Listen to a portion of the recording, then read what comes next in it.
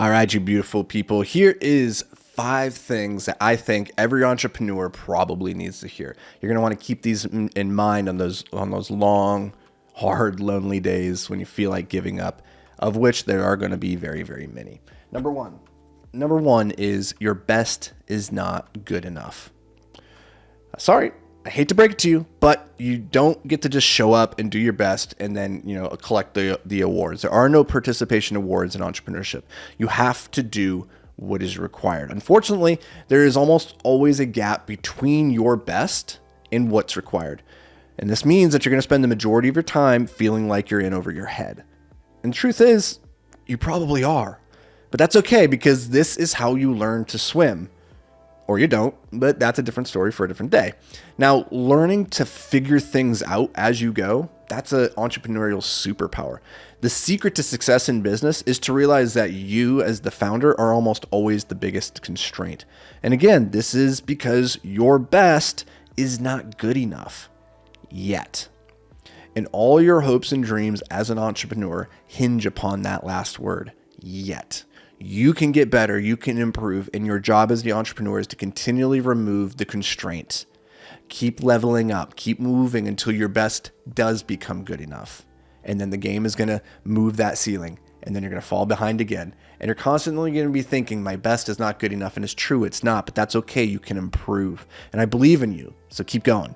Number 2, responsibility is the price of freedom. This was one of the hardest lessons I had to learn at the beginning of my journey. I was initially drawn to entrepreneurship because I hate being told what to do. So what could be better than becoming my own boss, right? Well, it turns out a lot. What I didn't realize is that I not only rebel against external authority, but I also rebel against my own internal authority. I would create these grand plans, these schedules, and then when it came time to actually getting down to work, I'd always find some reason, some excuse to delay and to procrastinate.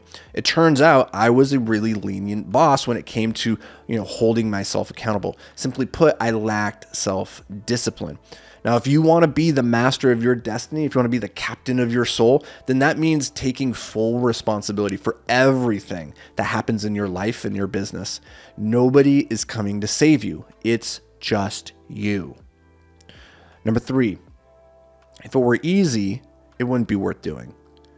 All paths leading to success are fairly simple, but none are easy. And this is why most people just don't bother. What they don't realize, though, it's something that Jerzy Gregorek said. He said, easy choices, hard life. Hard choices, easy life. It turns out that all paths in life are difficult. All paths, the ones leading to success and the ones leading to failure. The struggle is inevitable. It's either hard in the moment or it's hard in the end. But there's power in knowing that it's your choice. So choose wisely. Number 4, the universe doesn't care. When it comes to doing hard things, you will likely never feel ready. The key word in that sentence is feel. But remember, the universe doesn't care how you feel. It only cares what you do.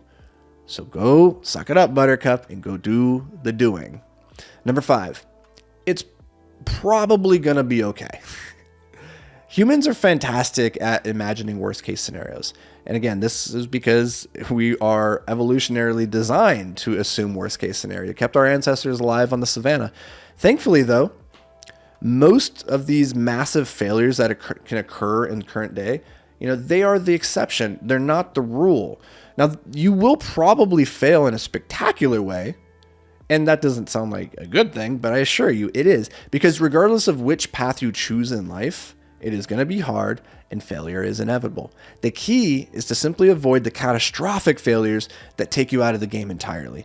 And the truth is, in this day and age, the number of catastrophic failures are growing fewer and fewer by the day. So the potential upside, on the other hand, that is only continuing to expand, to improve. So the bets you make on yourself right now in your business, on your path, they're asymmetric, unlimited upside, potentially capped downside, especially if you avoid the catastrophic ruin of going to prison or getting arrested or, getting hit by a car and dying, right?